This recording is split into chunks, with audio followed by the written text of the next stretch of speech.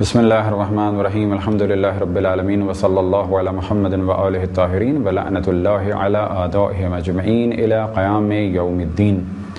وقال سبحانہ وتعالی فتلقى آدم من ربہ کلمات فتاب علیہ انہ هو التواب الرحیم، سورہ بقرہ آیت نمبر 37۔ موضوع گفتگو امامت، اور اب تک کچھ آیات قرآن مجید سے اور رسول اللہ صلی اللہ علیہ وسلم سے کچھ روایات فضائل اہل بیت علیہ السلام اور خصوصاً مولا امیر المؤمنین علی بن ابی طالب علیہ السلام کی فضیلت میں چند آیات اور روایات آپ کی خدمت میں بیان کی گئیں۔ ان میں سے کچھ آیات اور روایات صریح ہیں، یعنی واضح ہیں کہ جس میں اشارہ ہے خلافت کا، امامت کا اور وصایت کا، اور بعض میں اگر اشارہ نہیں تو ایک اہمیت اور فضیلت اور آپ کا بلند مرتبہ واضح کیا گیا، اور جس سے ہر عاقل یہ نتیجہ نکال سکتا ہے کہ جب بعد رسول اللہ اتنے بلند اور بالا مقام پر فائز ایک ہستی یعنی مولا امیر المؤمنین علی بن ابی طالب موجود ہیں تو پھر کسی اور جانب جانا بیکار ہے۔ اہل بیت علیہ السلام کو اہمیت ہم نے نہیں دی، در حقیقت یہ اللہ سبحانہ و تعالیٰ نے اہمیت دی۔ ایسا نہیں ہے کہ بعد رسول اللہ کیونکہ ہمیں اہل بیت علیہ السلام سے محبت تھی تو ہم نے انہیں بڑھا دیا، ہم نے نہیں بڑھایا، انہیں فضیلت عطا فرمائی اللہ سبحانہ و تعالیٰ نے۔ اور یہ فضیلت فقط اس دنیا میں نہیں بلکہ اس دنیا میں بھی، یعنی دنیا میں آنے سے پہلے جب آپ عالم انوار میں تھے تو یہ فضیلت اس وقت بھی حاصل تھی۔ اور اہل بیت علیہ السلام کے دامن کو فقط ہم نے نہیں تھاما بلکہ بحکم خداوند تبارک و تعالی حتیٰ حضرت آدم نے ان کے ناموں سے اپنی توبہ کو قبول کروایا۔ بعض دفعہ کہا جاتا ہے کہ شیعوں کے یہاں امامت کا سلسلہ خاندانی ہے، یعنی مولا علی امیر المؤمنین کی نسل سے امامت کو مانتے ہیں اور یہ ایک بادشاہت جیسا سلسلہ ہے۔ تو یہ ذہن میں رہے کہ تمام انبیاء علیہ السلام کی آل کو ایک اہمیت دی گئی، خصوصاً جناب ابراہیم کی آل کو ایک اہمیت دی گئی۔ وجہ کیا تھی کہ جو اہمیت کے قابل تھے انہیں اہمیت دی گئی، لہذا انبیاء علیہ السلام کا سلسلہ جناب ابراہیم کی نسل سے زیادہ رہا۔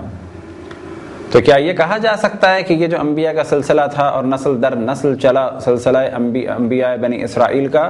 تو یہ ایک بادشاہوں کا سا سلسلہ تھا، یا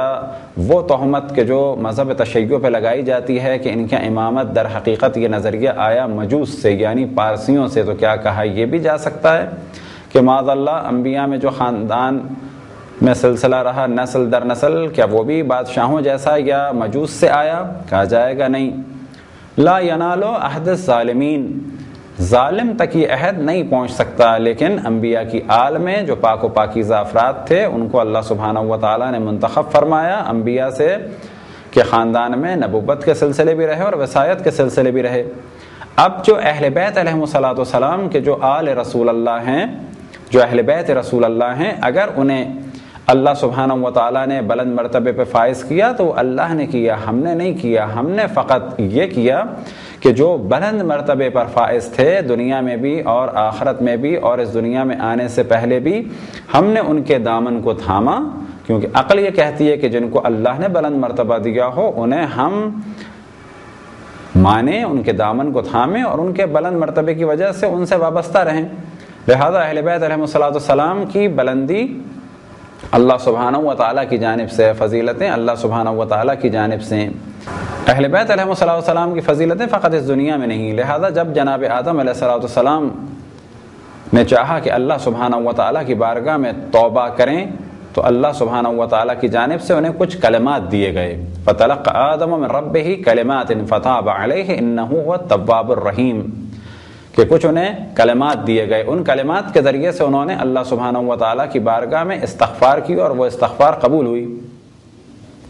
وہ نام کیا ہیں؟ ان ناموں کا ذکر کتب شیعہ اور سنی میں، کتب روائی شیعہ اور سنی میں ہوا۔ اب اگر بعض مفسرین نے ان روایتوں کو نقل نہ کیا ہو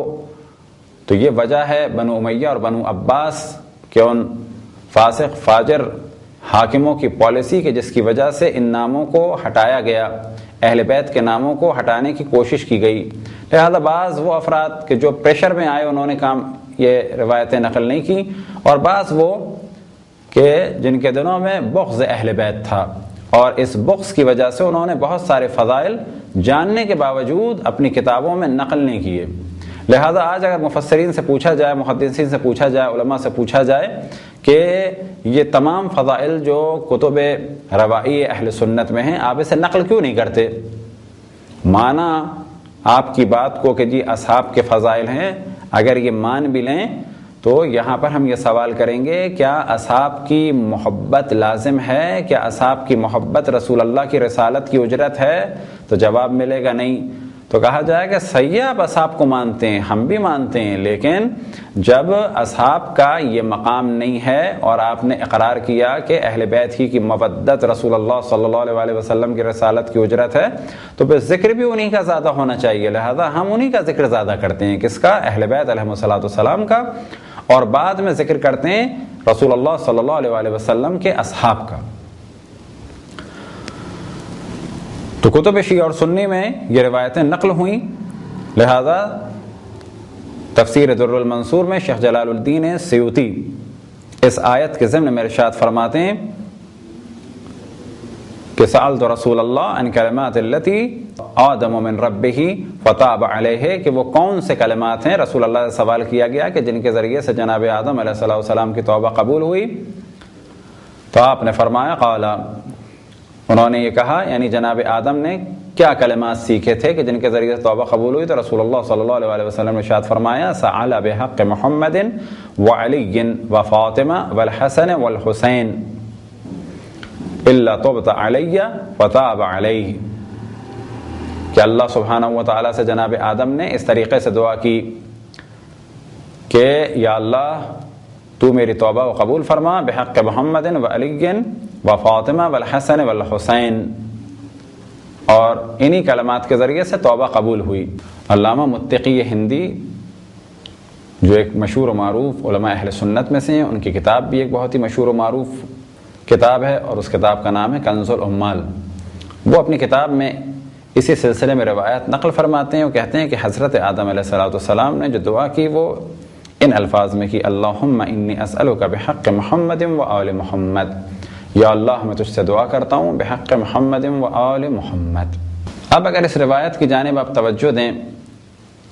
کہ جناب آدم نے اس دنیا میں آنے سے پہلے جب اہل بیت علیہ السلام عالم انوار میں تھے، ابھی وہ متولد بھی نہیں ہوئے تھے، فقط اللہ سبحانہ و تعالیٰ نے انہیں نور کی شکل میں خلق کیا تھا، تو اس وقت بھی حضرت آدم کو یہ حکم ہوا کہ حضرت آدم ان کلمات کے ذریعے سے دعا فرمائیں۔ اب اگر آج یہ دعا کی جائے تو کون سا مذائقہ ہے؟